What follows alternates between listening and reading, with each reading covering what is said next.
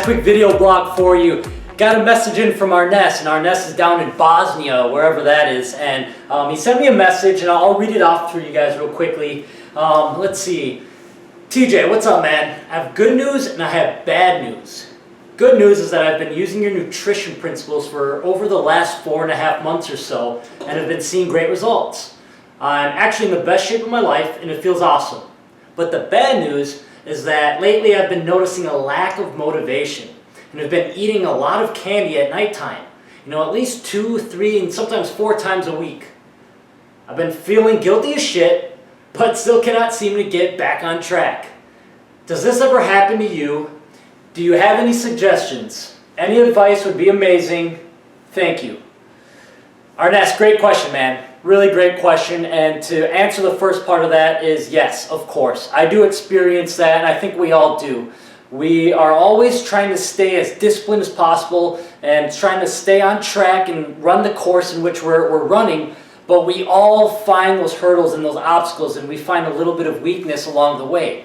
Completely normal, guys, but I've been brainstorming a few ideas to help us get over those hurdles, and I put these in no particular order, so you know, grab whatever makes sense to you, try them, apply them, see if it works. If not, try some other ones and go from there.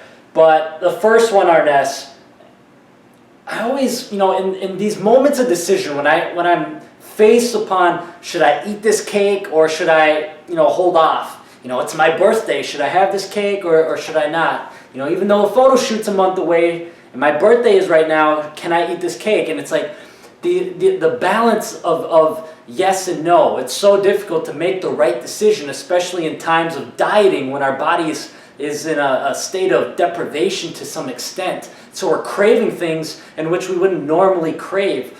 But let's jump into this. Answer your questions. What I do in these moments of decision is first ask a question. And the question that I always ask myself is this food that's right in front of me, is this going to help my body or is it going to hurt my body? Okay, and as simplistic as that sounds, there's a lot of power behind it to ask the question before just jumping in and making the decision yes or no. You know, start to break the questions down and see if we can dig a little deeper. You know, what benefits am I going to get from eating this? What you'll realize is that it's just a short-term pleasure. And what comes on the back end of that is long-term pain, because it's going to hinder your performance and hinder your results. So it's short-term pleasure, and then on the other side, when you've already committed to that, you feel regret. And that's something that we need to realize before we take action rather than after we take it. So if we can recognize that, then we're going to reduce the times in which we actually have that piece of cake or those brownies or the chicken Alfredo or whatever it may be, whatever your vice is.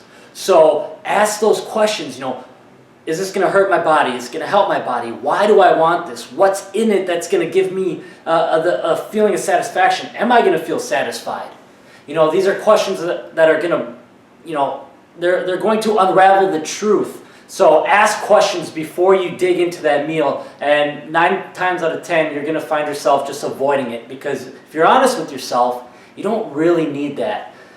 Which leads me to my next point. A lot of times when we're craving these sweet foods or these fatty foods, greasy foods, we're really just hungry. Okay, we're just hungry, and we're just trying to satisfy our blanking out on words. We're just trying to fill up, so to speak, for lack of a better term. You know, we're just trying to fuel our body, and we're just grabbing whatever's right by us. Okay, if you're craving these sweets or these fatty things, just recognize that you're most likely hungry. And so go grab some chicken breast and broccoli. Go have a shake. Go have a normal, healthy meal, and then see if you still crave those things. Because I guarantee you, you're not going to have that same level of craving. You know, it was just your body saying that you're hungry, and so your mind was then saying, you know, just eat this. You know, you're hungry. You know, the calories and the macros might kind of match up. But don't think like that, guys. Be smarter than that. Just put some water in your system, put some healthy foods in your system, and then see where you're at. See where your state's at. Are you still craving those unhealthy foods? I'm pretty sure you won't be. Next one, what do I got? Role models. This is a really effective technique that I use, and I don't think a lot of people see the power and value in it until they utilize it. Role models. I like to utilize role models in times of decision. If I'm going to be, if I'm in the crossroads of whether or not I eat that cake, I try and put myself in the shoes of one of my role models, or I try and align my mindset, my thought process congruently with a role model of mine, like Greg Plitt, Rob Riches, Steve Cook, some of those guys we all look up to, Arnold, of course. What would they do? What kind of thoughts would they have about this action or this particular meal? Would they do it or would they not do it? And I try and reach out to them for power in times in which I'm feeling a little weak.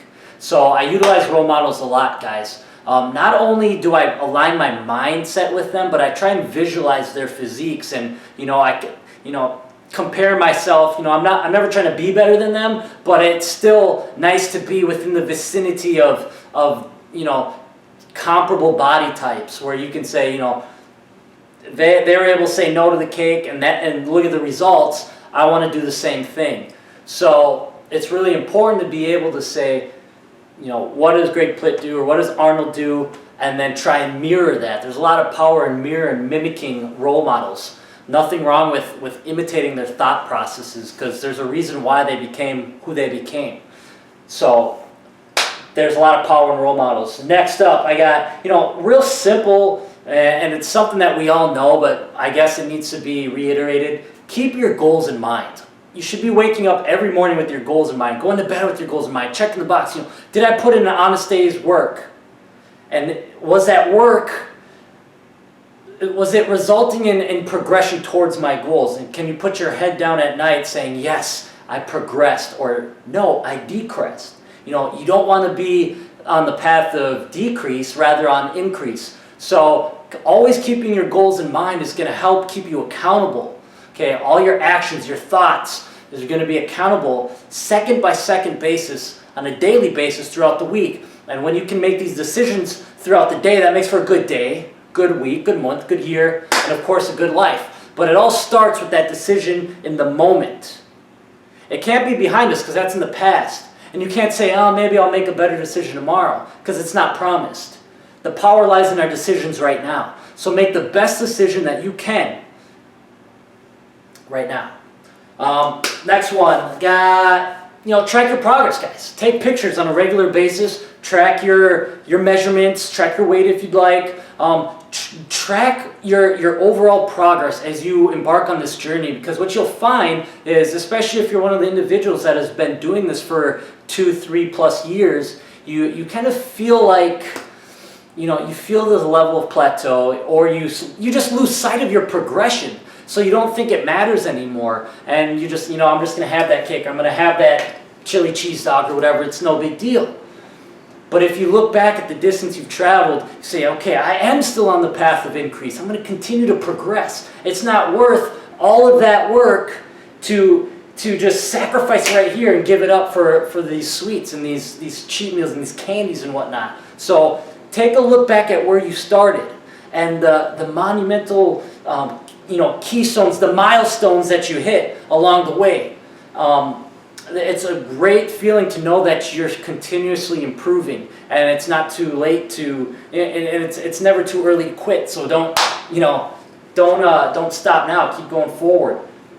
Next up, let's see. I kind of touched on it a little bit, but having the mentality and understanding the concept that we do things one of two ways: to gain short-term pleasure, which results in long-term pain, or the other way around. So it's short-term pain, long-term pleasure.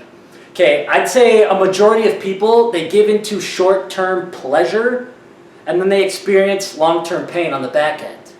But the greats, the people that ever succeeded and achieved things on a monumental scale, and have accomplishments that we all have heard about and we all know, we know their names, they've built something of a legacy that to be remembered. Those people were willing to sacrifice short-term pleasure because they had a vision of the bigger picture. And they understood that if I sacrifice my efforts, my energies, my money, my relationships right now, short-term pain, I'm going to have long-term pleasure. And that's how you succeed, guys. Don't give in to the short-term pleasures of today. You must give into you must become a prisoner of the prisoner of the pains today for tomorrow's betterment. That's how you progress. That's how you make a legacy. And I know it's so simple as eating cake or not eating cake, but those things add up, and it's a testament of our character. Our ability to make decisions defines our destiny, as Tony Robbins says, something along those lines.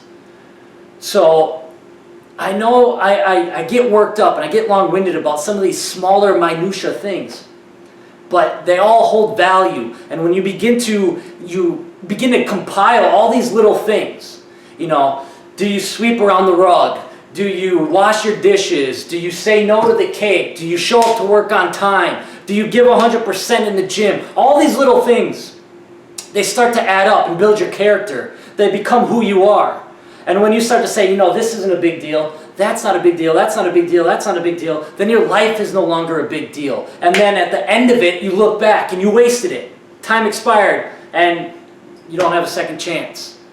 So there's value in this, guys. There's value. Please capture, if anything else, there's value in the small decisions that we make. And you must control your ability to make decisions. There's tremendous power in that. A lot of value in being able to make decisions. And it doesn't end when you're at the dinner table.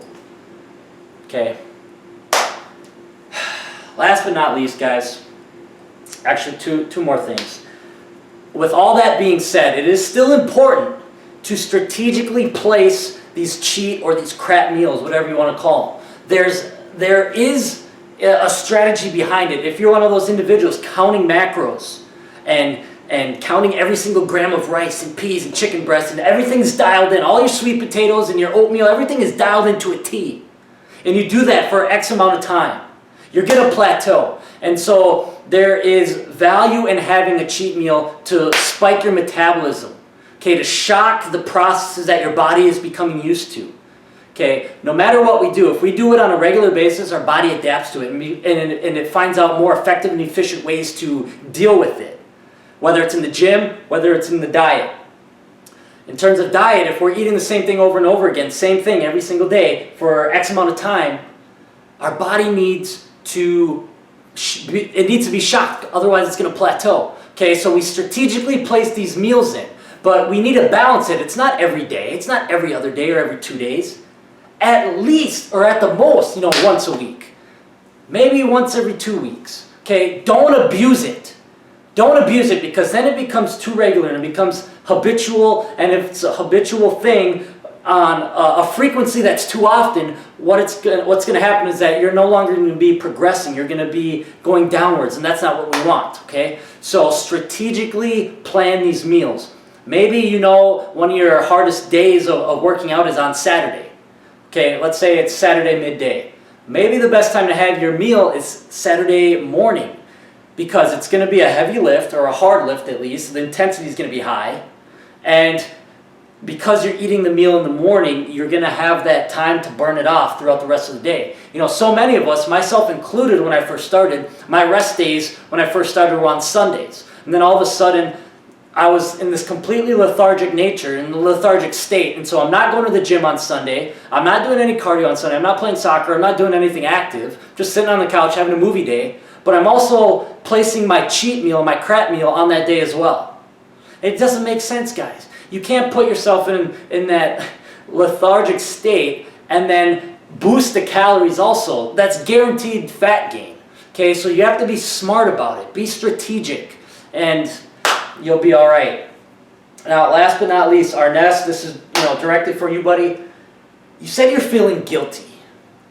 You're having candy at night and you're feeling guilty about it. I think that's all right. I think you need to take pride in the fact that you are feeling guilty. It's a demonstration that you've committed to something. Okay, you've committed, and so you have investments in that. And because you had set the bar up here, and all of a sudden you're eating candy, and now the bar's lower, you feel guilty. But that never would have happened unless you had put that bar here. And so there's some positives in this, okay? There's positive in the fact that you committed to something, and you're no longer performing, and you recognize it, and so you feel bad, and you feel guilty about it. And if I'm correct, you feel guilty as shit. Okay, there's power there. Let's recognize that first of all. Now let's shift it.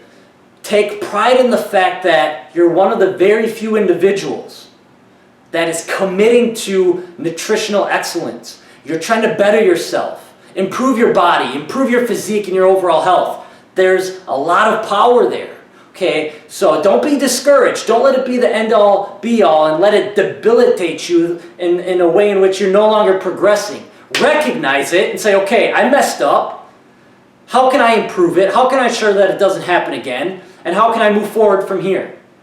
Okay, take pride in that. Take pride that you're one of the few individuals willing to sacrifice what it takes to eat on a diet or whatever it is. You know, you didn't describe it. You said you were doing some good things around your nutrition. Stay on that path. What was working? Go back to it. What wasn't working? Go back to it. Change it up. See if you can improve it.